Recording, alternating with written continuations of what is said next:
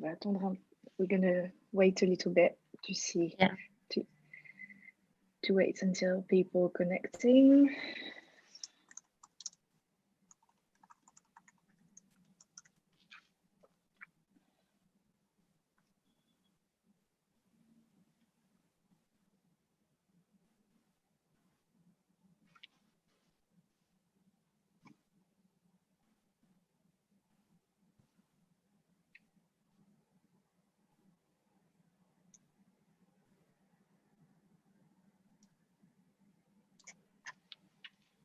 Hi guys.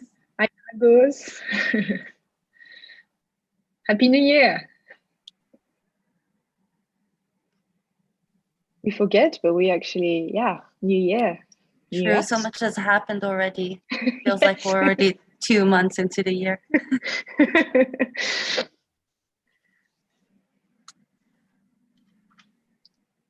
We'll wait a couple of minutes so that people start joining.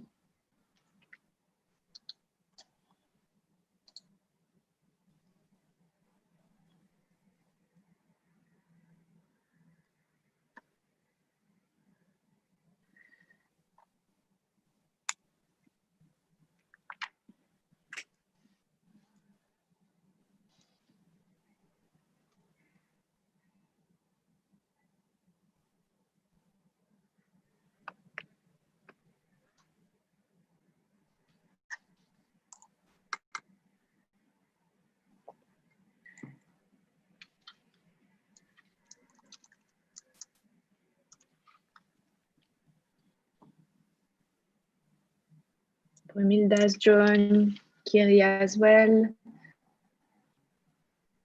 Rob.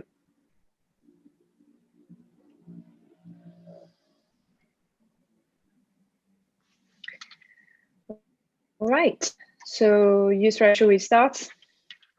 Yeah, let's do this. Okay, brilliant.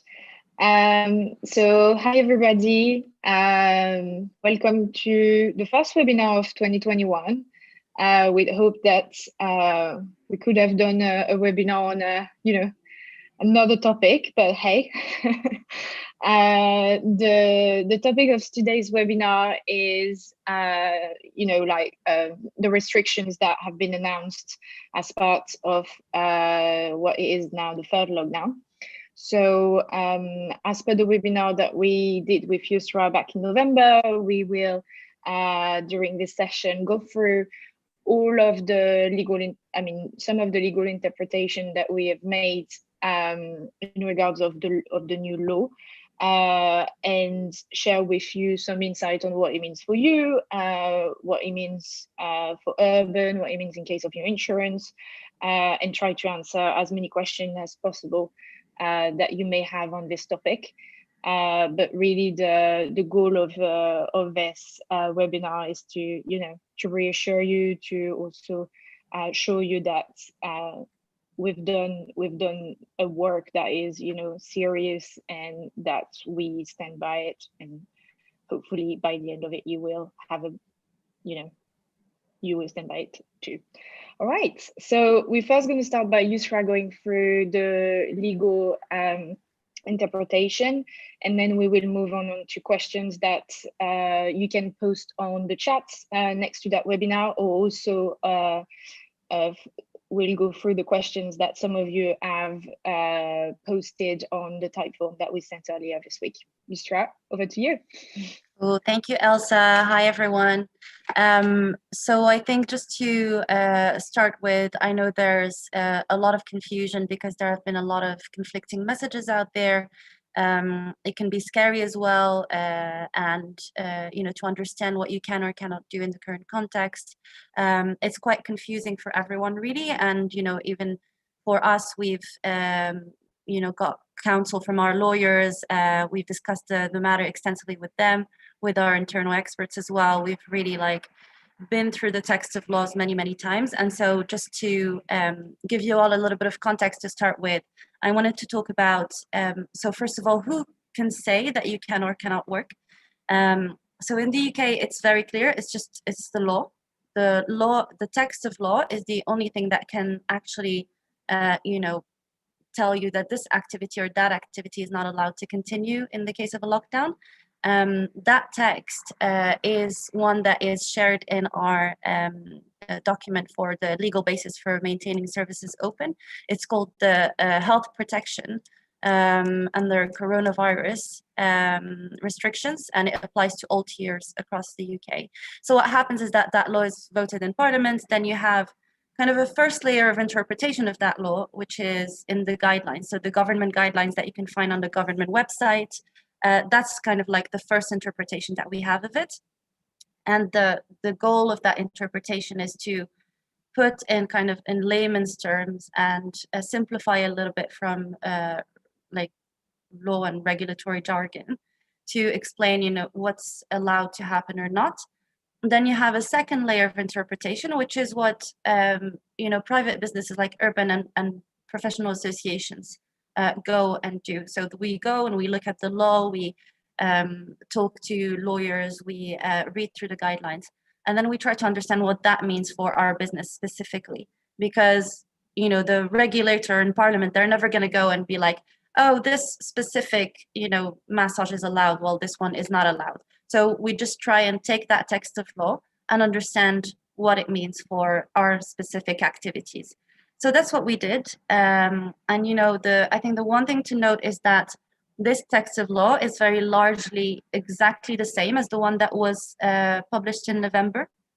So if you go into you know, the legislation.gov.uk, you look for the health protection coronavirus restrictions on all tiers, and if you go into the, you know, the Schedule 3A, which is the one that sets businesses that are allowed to remain open, you'll see this article that says, quote, dental services, opticians, audiology services, chiropody, chiropractors, osteopaths, and other medical or health services, including services related to mental health. So this what I just read is what was in the law in November. And this is the article that urban and professional associations used to say you can still offer some essential treatments.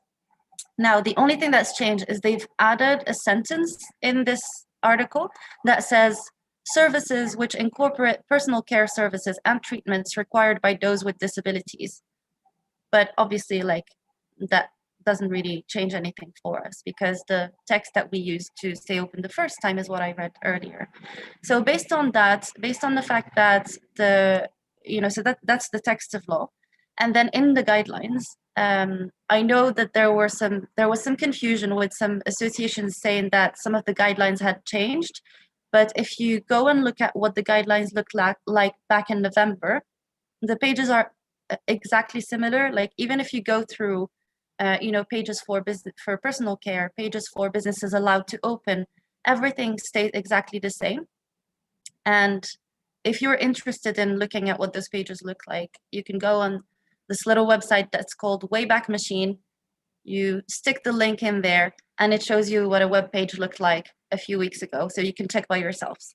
But basically, because everything has remained the same in the law and in the guidelines, Urban's position has remained the same. Now, it has remained the same because our initial interpretation was based on solid and grounded argument by our lawyers. And so we have no reason to go back on it and change it now. There has been a lot of back and forth with associations, first saying no massage is allowed, then saying, oh, some massage is allowed, but it can't be at home. Then saying, oh no, you know what? It can only be in clinical settings. There are, as far as we know, no texts of laws that say where the treatment is supposed to take place. And in fact, the articles that associations are using to say that massage is allowed to continue is, the fact that there's this mention of other health services in the law. And then if you go look at the UK standard industrial classification, you see that medical massage and massage, other activities of human health not performed by hospitals or by medical doctors, is considered an other health service. and so by definition would fall under those businesses allowed to remain open. And then what they forget to mention is that in that same text that they use, the standard industrial classification, that text also says that these services can be provided in a patient's home or elsewhere. So there's nothing that says it has to be inside a clinic or there has to be a referral from a clinical doctor. Now, I know that some associations like CTHA have said that, or I think FHT as well have said that, but there is nothing in the law that we could find that justifies that position. We have reached out to them now to try and understand why they're saying this, but there's nothing in the law that says that. The other point that I wanted to address is kind of what are the risks for you if you go out there and decide to offer these treatments that we consider to be other health activities. So, the essential treatments that we offer on Urban for basically issues that people cannot solve with self-care. So they need assistance to offer some of these services. So from an insurance point of view, I just want to clarify, because we've spoken to our insurance partner, and they have said that what all insurances say. So whether it's with during COVID or not during COVID, an insurer will never tell you, yes, just go and do whatever you want. I will cover you, whatever you do. They will always say, we will cover you as long as what you're doing is legal, as long as what you're doing complies with our policy, or they'll give some kind of conditions. Now, usually what they do is that their conditions are based on the precedents that they've had. So imagine, for example, if they've had a precedent of, spilling something on a client's furniture and, needing to pay that back. They probably already had that. So they'll tell you, yes, we will cover you if that happens. They have never had a precedent of a client making a claim against someone for COVID reasons, or for giving them COVID, or during COVID times. They haven't had that. So because that hasn't happened yet, they don't want to say, yes, 100%, you will be covered. So what they say is, as long as what you're doing is legal, you will be covered, which means, what that means for you is that if an insurance claim was to happen, what is very likely to happen is that they will say, oh, let's see if were you acting legally? Can you send us a justification why you were doing what you were doing legally? You will say, yes, because I'm working with Urban. This is the legal justification that Urban provided for remaining open. These are my consultation forms for why the client needed the treatment. This is my treatment report of the techniques that I've used on the client and how that's helped them. And it's very likely that that argument will stand its ground, which is exactly what we have confirmed with our lawyers. Now, obviously, none of us have a crystal ball. We cannot say, oh, you are going to be insured. But that's at least what Superscript have said. Now you have other insurances that do what we say, they are affiliated with professional associations, which means that the professional association has stakes in that insurance, and vice versa. And so there's a clear link there of both basically being having common interests. Now, some of those associations might say, we will only apply what the professional, some of their insurances will say, we will only apply what the professional association says. So if the professional association says, don't work at home, they won't cover you. My advice is go and take another insurance that will cover you. And we've negotiated with Superscript so that you can have 1 month for free and then 10% off. I just want to insist on the fact that we're not getting any of the money from Superscript. It was just purely to find a solution for those of you who are working and have insurances that might not be willing to cover them right now. You can go and get insured with Superscript for free, at least for a month. So that's my advice to you. The other point that I wanted to say is, I think that you also need to remember that your interests in Urban's are super aligned, are probably more aligned than the association's interests in you, because we wouldn't want you to go and work if it's illegal. Because at the end of the day, you know, all the people that are saying, you know, urban is not liable, it's us that are liable, that's not true. Because if this was illegal, urban can be fined, and we can be fined a lot more than you, because we're a business, and we're a bigger business than you. So actually, we wouldn't be doing this if we didn't think it was legal. The other point is, when we do this, actually, it would, for urban, we would save a lot more money if we just shut down everything, headquarters, put everyone on furlough, took advantage of the furlough scheme and thought, okay, guys, see you in 3 months. But we haven't done that because, legally speaking, some of you, like all of you, are allowed to work, and some of you want to work, so we want to give you that opportunity. So we are keeping the business running. We have reduced the teams to 4 days a week, and we're trying to keep everything running for those few of you who want to keep working. I guess at this point, maybe we can move to talking about the questions, Elsa, because some of them will cover. Next week. Yeah. Some of the people on the chat were saying, can you please answer the question? So yeah, we're coming to this now. Thank you, Yusra, for this explanation. So I'm just going to go back up a little bit to make sure that I'm not missing any. So Ria is saying the guidelines are the same, but our governing bodies are saying something different. And therefore, I guess this is a question that everybody is really concerned about. Is my governing body is saying something different? Will I be covered by my insurance? I think you already answered. You know, this is basically depending on what the insurance that the government body is attached to is saying. Whether they are saying, you know, make sure, if they say make sure you do what's legal, then therefore, yeah, they probably will insure you. But if they say, well, make sure that you do what the governing body is doing, then probably not. In which case, the solution to this, that I also understand that not everybody is able to do, is to take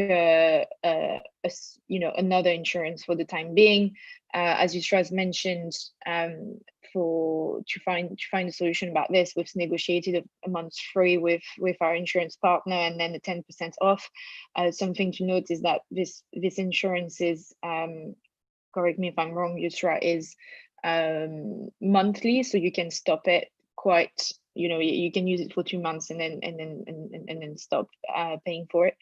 So that could sort out this issue. If you, of course, wanted to carry on working and you were happy, I want to highlight the fact that, you know, at the end of the day, you are self-employed, you are your own boss, and it's our responsibility as well to provide you with the interpretation that we believe is, you know, the correct one, and we of course stand by it. But then, you know, it's also your decision to decide and still carry on treatments or not. So, you know, it's for you to work out. So I hope that answers that question. Meditation Station is saying, my question is, I'm not sure with my level of qualification I can offer a medical treatment. What is a medical massage? Yusra, do you want to answer this one? Yeah, sure. Sorry, I'm in the office and the lights just went off suddenly. A bit in the dark. So just to read again what qualifies as medical massage is a massage that is given for health purposes, that isn't performed by a medical doctor or a sorry, just let me find the text. So it's not performed by here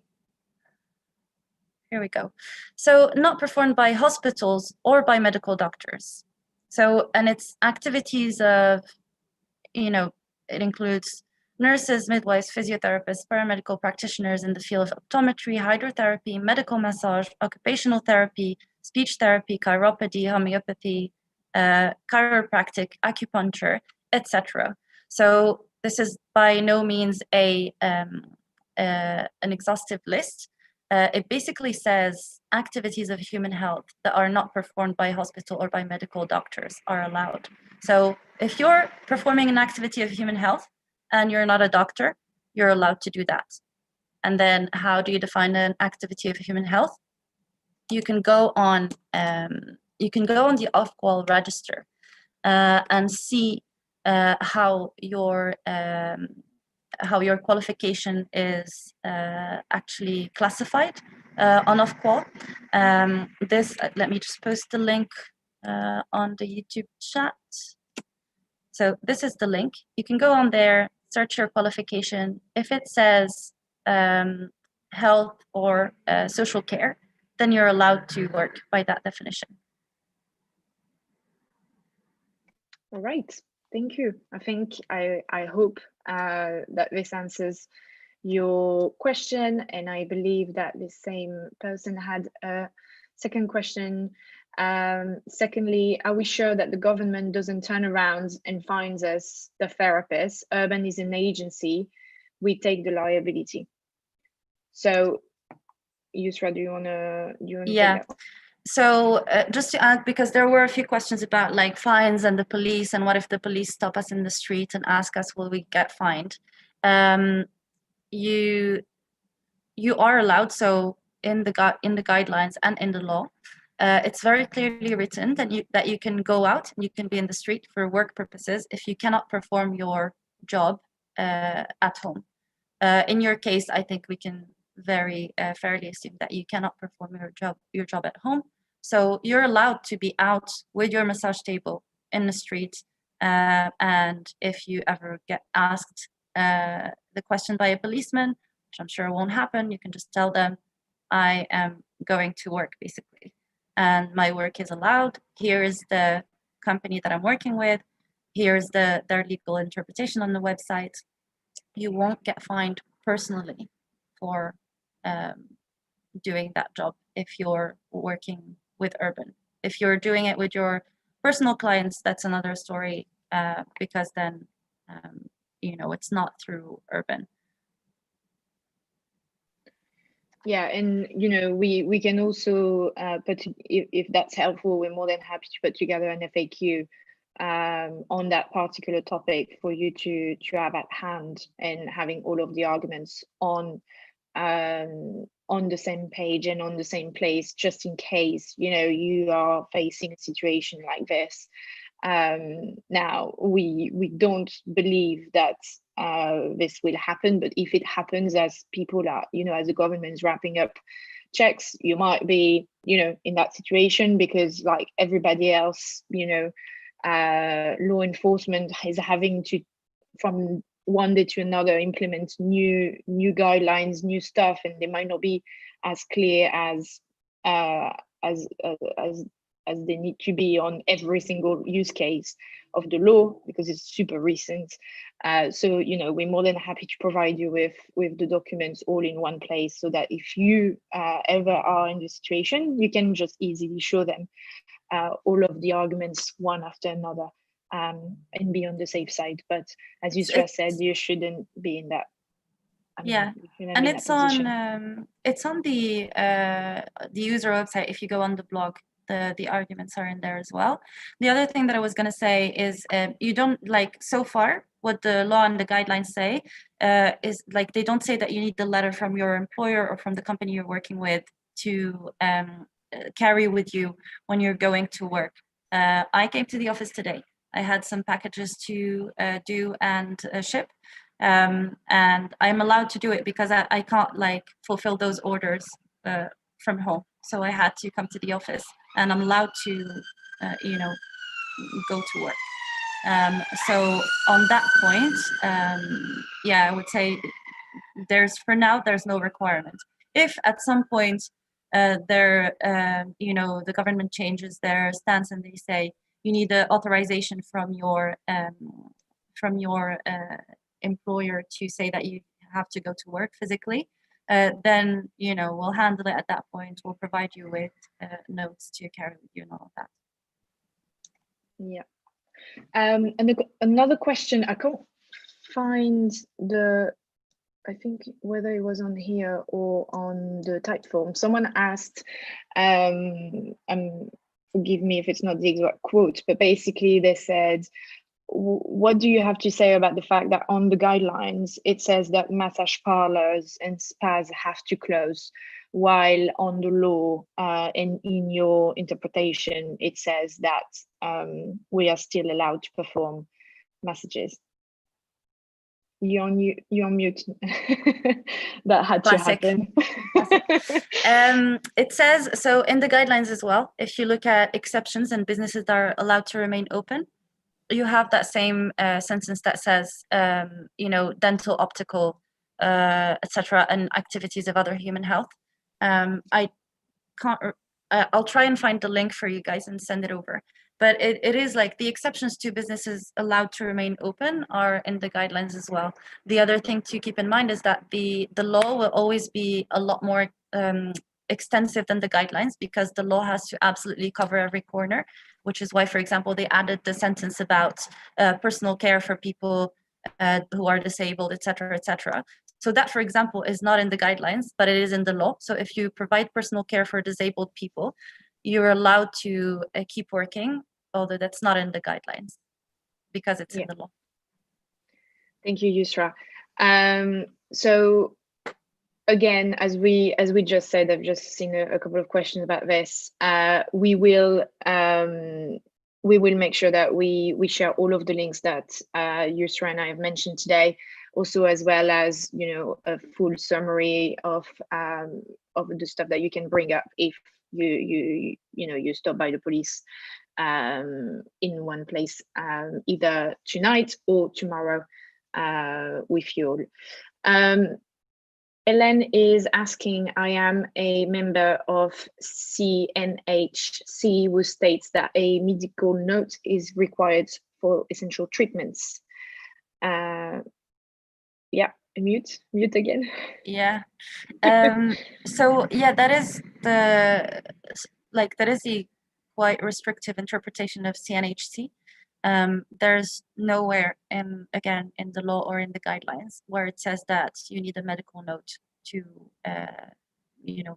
to be able to perform your work and your service.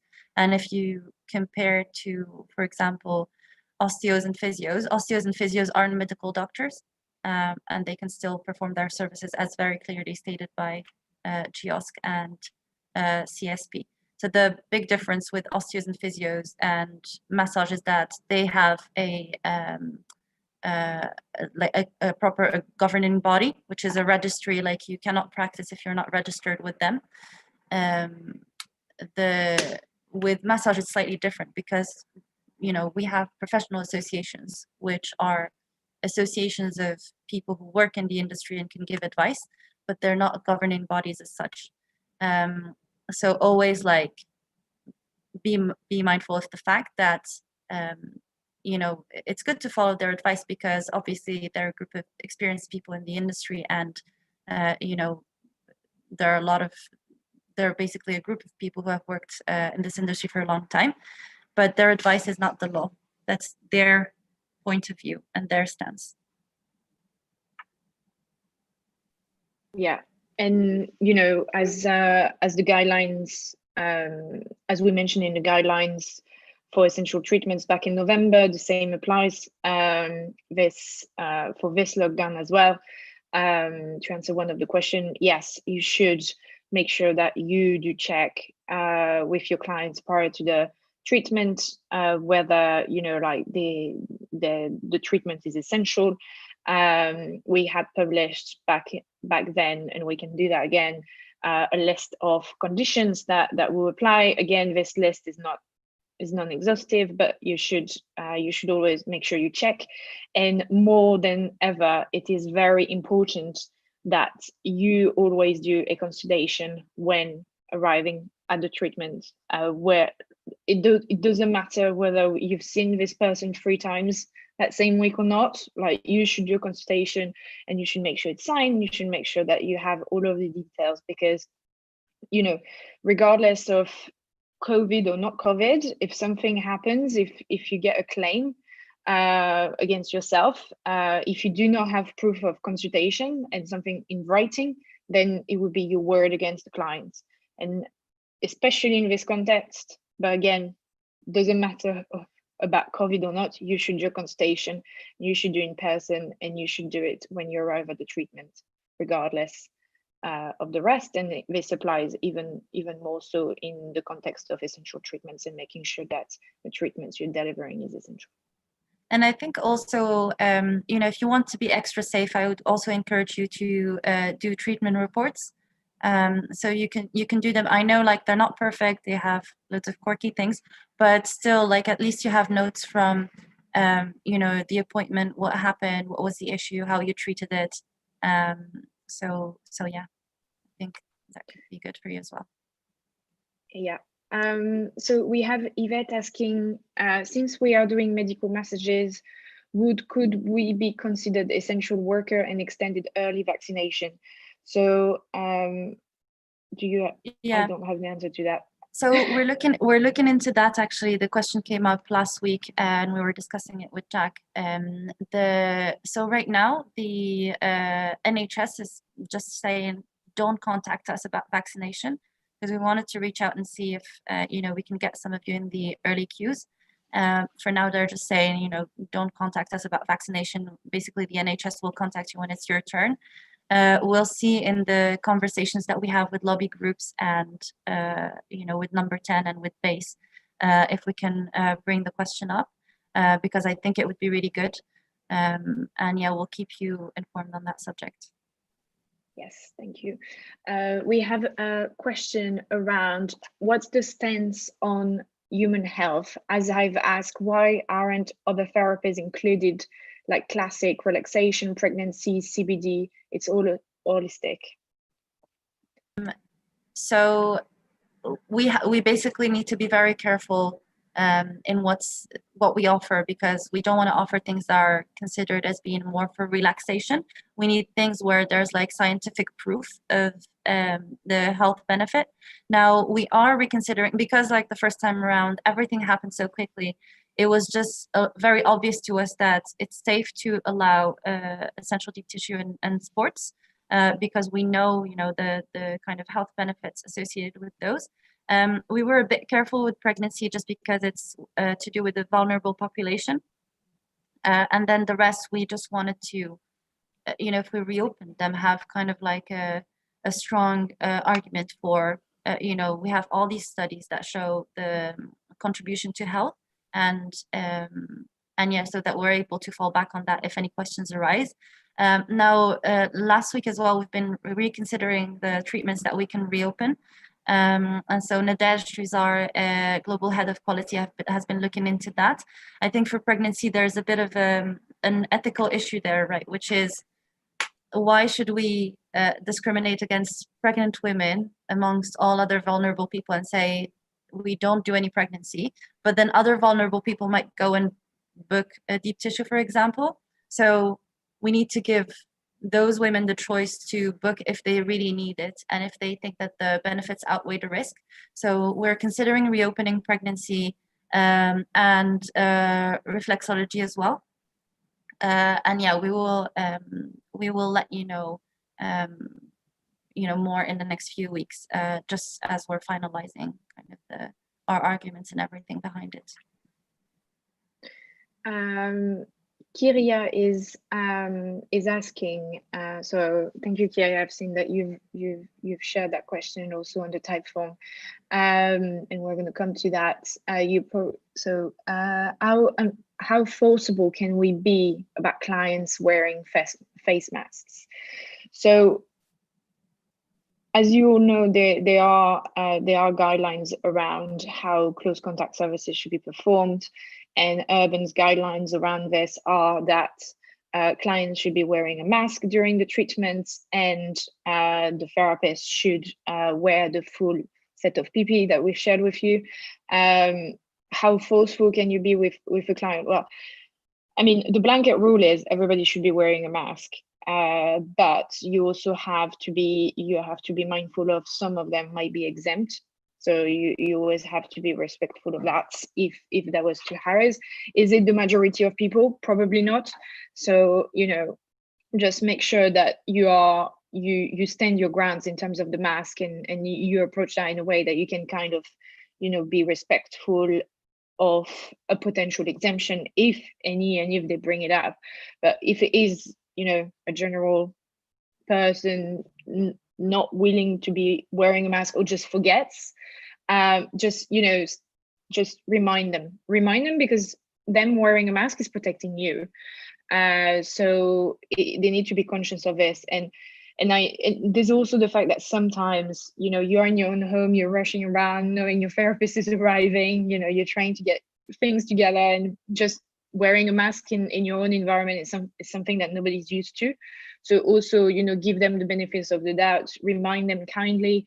If they're really strongly, refusing to wear a mask and there is no exemption, then you also have the right to to leave the booking like you would do with any other contraindication, and they will not be refunded. So, like, stand your ground, we're behind you about this.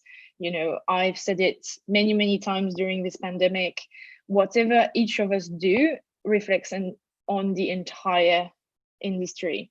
Like, we are lucky enough to be able to carry on working if you wish to, but we need to be following the rules because we don't want this to be taken away from everybody. So, think about that. Think about what you do, how you enforce those own rules might reflect on other therapists, because if you don't do it for yourself because maybe you don't care, well, think about that twice, because the next therapist might not be as comfortable as you doing this.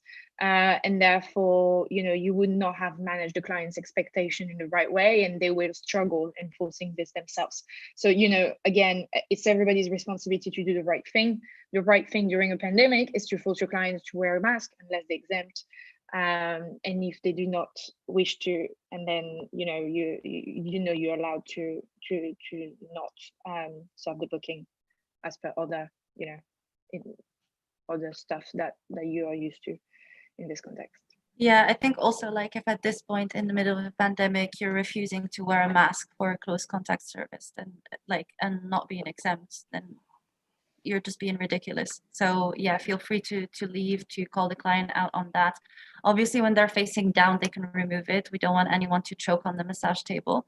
But yeah, if they're just refusing to wear the mask when they're lying on their back, you can absolutely just leave the booking. I was just gonna so proof of exemption, I saw that, I wanted to carry out on that. So legally you cannot ask someone to show you proof of exemption. Only the police can do that, because it's considered to be discrimination. So yeah, what I would say is that if the person is truly, like, if the person says I'm exempt, is that they're probably aware of this guidance, which honestly, if you don't work in an industry that's close contact, or if you don't have like an issue that's not allowing you to wear masks, you wouldn't have come across this guidance. So yeah, you can say everyone who is exempt is supposed to have an exemption card, but the exemption card is basically a card that you can write for yourself at home. So I don't know how much of a proof that is. I would say just like follow your instinct, and from talking to the person, see if you think that they're genuine or not, and based on your professional experience and your own judgments, decide. Yeah, and someone is just confirming. My understanding is that the client can take the mask off during the treatment if they are facing down. Can you confirm this? Yes, I mean, it's just mainly for them to be able to breathe okay during when they're facing down. Of course, just be extra careful about disinfection of your equipment and using the required protections on the tables, that you are safe on that side. We have some questions around pricing, Yusra, and whether we're going to be increasing the price for essential treatments, and we have Chantel saying we are at high risk and we should be paid more for doing essential treatments. Please, can you let us know, will you be increasing treatment prices? So there are no plans of increasing treatment prices right now, simply because it would, in my opinion, in my experience, just lead to a drop in order levels. We're already seeing kind of order volumes being reduced because of, you know, the current situation, because we're only offering certain specific types of massages. So people are already kind of hesitant. I think, in my opinion, increasing prices would lead to, yeah, just basically devastating reduction in order volumes. I think we are coming to an end of questions. Just going through quickly just to make sure. If I've missed yours, don't hesitate to let me know on the chat. I know some of you are very good at this. So I'm going to move on to the questions that we have seen on the Typeform. So the first one was probably from Chiara, asking about enforcing the masks. Someone is asking, do you not feel you have a public health responsibility and that you should stop close contact work until infection rate and hospitalization numbers are reduced and restrictions are eased? So, yeah, go on, Yusra. I think we have a double responsibility. I think we have a responsibility towards all of you as therapists. After all, we take a commission for a reason. It's to allow you to you know, work on the platform. So we want to be fair to you guys, and also, you know, just be fair to you as self-employed practitioners, to give you the ability to make your own judgment and decisions. As to like the responsibility for public health, yes, I do think we have a responsibility for public health, and I do like genuinely believe that we are helping actually the NHS right now. Because I'm just going to give like a very real example for me, because this is a personal example. I've suffered from sciatica since I was 17, and it gets very painful in the winter. If any of you have ever had sciatica, it's just a nightmare. Like, it was just unmanageable. I've tried everything. As I said, I've had this since I was 17, so I'm very familiar with all the stretches that multiple osteos and physios have given me before. I know exactly what I can do to manage it myself through self-medication, and I've tried all that, and it didn't work. So I had to book an essential deep tissue with a therapist that I know and I trust, who you know, gave me a very painful massage, and I was in a lot of pain for about 24 hours, but that completely solved my issue later.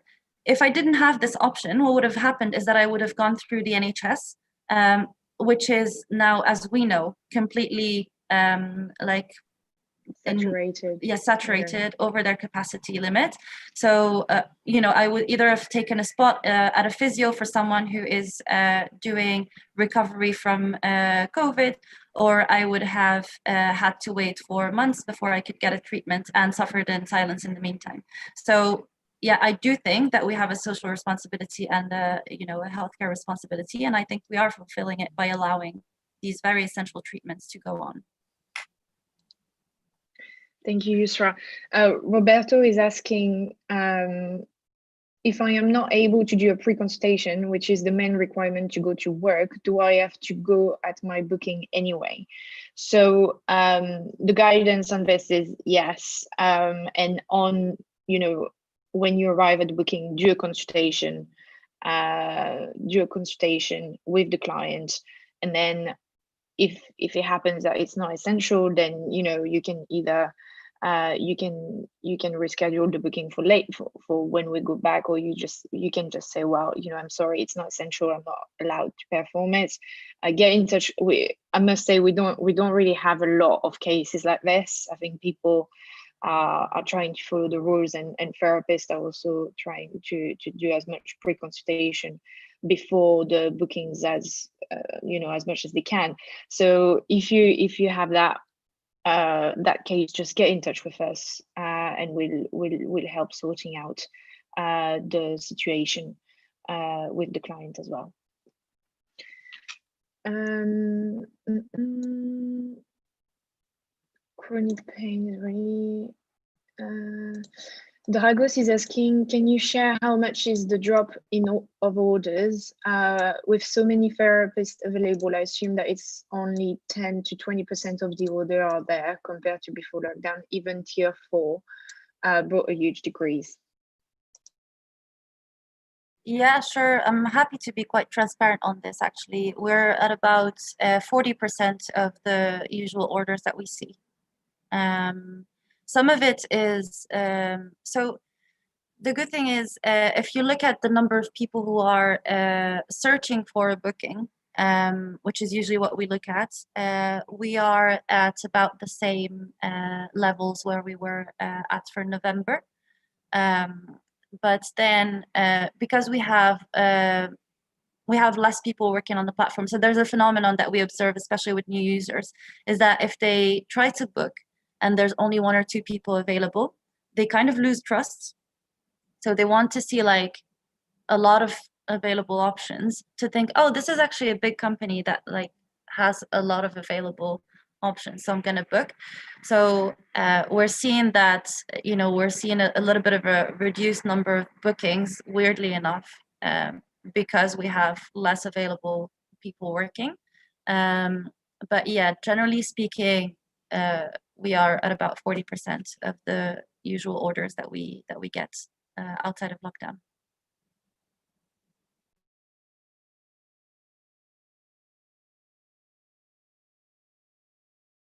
You're muted, Elsa. My turn now. Haven't done that in a while on the webinar.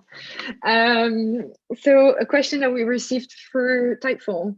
I am a therapeutic Thai body work therapist. The treatments I deliver are beneficial for clients suffering from chronic and ongoing issues such as neck, back pain, hip, through to those experiencing mental health issues. I treat post-stroke and fibromyalgia amongst a list of treatments. Why can I not work at this time? Yeah, as I said before, like we during November lockdown and this lockdown as well, as you know, like things are announced to us about a day or two before they go live. So, there's a lot of work that goes in the background to decide, okay, what can we allow or not? And I think deep tissue and sports were the ones where we felt really safe to allow them again. And now we're still working on and considering what other treatments we can reopen. I mentioned pregnancy and reflexology probably are the next ones that are going to go live. I see a few questions about CBD as well. So I think that for Thai CBD lymphatic drainage, we're still considering basically.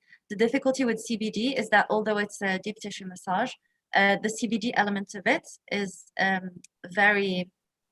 it's basically a little bit of a marketing tool, right? We all know how like CBD is very trendy right now. It's also very associated with relaxation. We couldn't find any like very serious medical studies that show the actual benefits to the health, just because like serious medical publications on the subjects are still a little bit limited. So we're being cautious on whether we want to allow CBD or not, just because we don't want it to look like we are using a marketing tool to encourage people to book when actually they don't need that service and it's not essential. So bear in mind that, right now you're only supposed to book if it's essential. So there is naturally going to be, people are naturally going to expect that there's going to be more limited offers. For lymphatic drainage, so that one it's a little bit of an odd one for us, because I know there are 2 types of lymphatic drainage. You have kind of the more medical type, and then more like a cosmetic type of lymphatic drainage. Sorry. So the way it's right now presented on the app, so the treatment copy, even our trade tests and the qualifications that we accept for it, don't allow us to open it as a medical treatment. So, for example, we have people with CBD courses and people with ITEC level 3 who offer lymphatic drainage, and they're not the same trainings, as you know. So we need to be careful with what we allow or not for that treatment. So that one is still kind of pending. For Thai, that's another one that Nadège is looking into. So we will check and get back to you when we have a clear answer from the quality department. There was also a question on the 90 minutes and 120 minutes. So as we did in November, we've decided to limit essential treatments to 60 minutes because, you know, like, again, not to encourage people to kind of book those and think like, oh, I'm going to have it 2 hours, it's going to be nice and stuff, because that's not the point. However, we do understand that some essential treatment will require more than 60 minutes, and therefore that's why you still, however, have the ability to extend those treatments if you, as a professional, you know, and of course with the consent of the client, decide that there is more work and it requires more work to achieve, you know, what's needed during the essential treatment. So you can do that. There was someone posting on Typeform though, that there seems to be, so that person is flagging that there seems to be an issue with the extension feature. So what I'll do is I'll reach out to that person and try and understand when that happens, so that we can have the team look into that, because that's not an issue that we are aware of at the moment. So thanks for flagging. We'll take a look.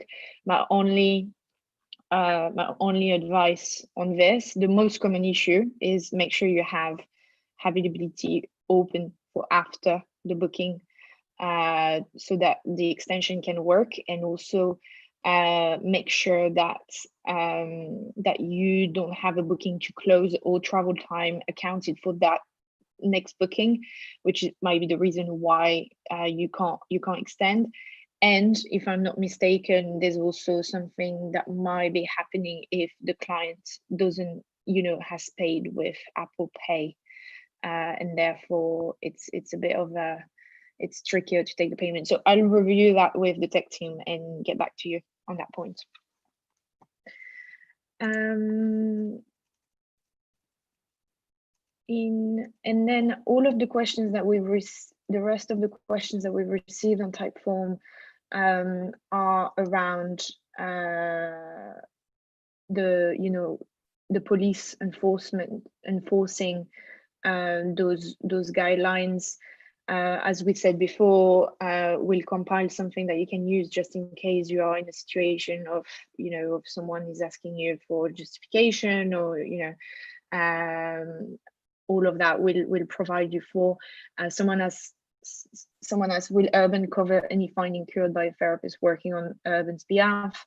The answer to that would be no. But as we said, you shouldn't be in that position anyway, because it's the law.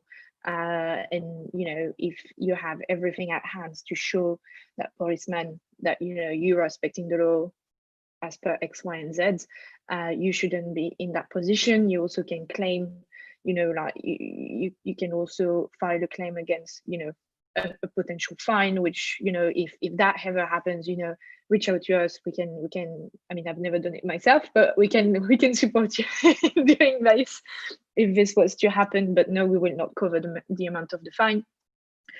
And then there were a few questions which we already answered around the government, the governing bodies saying that essential treatment will only be able to go ahead with a medical referral. Again, this is not what, as far as we know, and we look at that law quite regularly. I think Yusra is ready. Yusra refreshes that. I know it by heart. It is not in the law. It's an advice that that the association have decided to give to their members. We cannot comment on why they've decided to do that, but as far as we are concerned, this is not something that is a general requirement. So no, you would not do that. And there was there was also a question about if you get a booking with multiple people in the same house with multiple therapists, that you're not supposed to treat people in the same room. So feel free to, in that case, there shouldn't be an issue with like treating two people in the same house but in different rooms, because that's kind of the same setting as you would have in I don't know, a clinic, for example, where you would have different treatment rooms.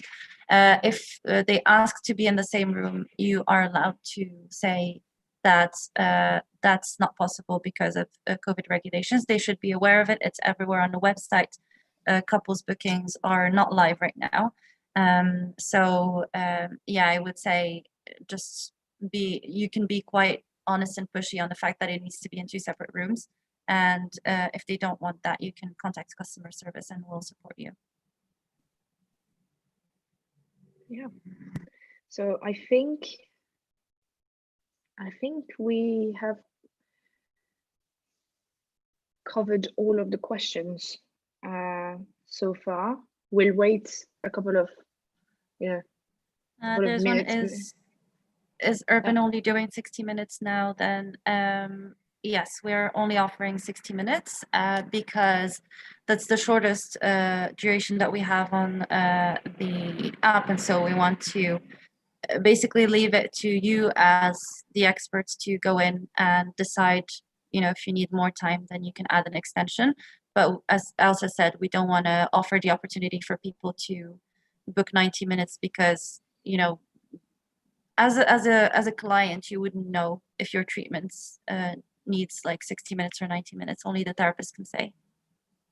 Yeah, and we have a last one comment that says, it may not be in the law, but it is in the government guidelines regarding requiring a medical referral for at-home services. So just to be clear, it's not in the government guidelines. Again, we have to be very precise with the way that we, how we label things and how we say things. It's in the interpretation of the associations. It's not in the law. It's not in the government guidelines. It's what some associations say that you need to do. So yeah, again, I know it's very confusing because there are a lot of different sources there, but your single source of truth should be the law and the government guidelines, and it's not written anywhere there. Right. I guess this is a wrap then. Leslie, Natalie is pleading the case for relaxation for emotional well-being. I mean, we'd love to, but we have to be very careful with how we approach it. Again, what we do is need to be thought through, because we need to also not to be greedy. Like we need to make sure that whatever we open right now can be proved as essential and backed by scientific studies. As we said, we will review things more and more, and we will take the time to do those research and make sure that if we decide to open it, there is something that we can back it with, and not just saying, oh yeah, but that helps. Because having my nails done helped my mental health as well, but I don't think the government would be very, would agree with my interpretation. So we need to be cautious. Again, as we've said, everything that is being done by the industry will, might impact the industry and the entire industry in the wrong way if someone decides to, to take a little bit too much from what it's, allowed to at the moment. So we want to be cautious. We will be cautious. We will do what's required by law, and we trust you will do the same as well. So yeah, that's our stance on relaxation.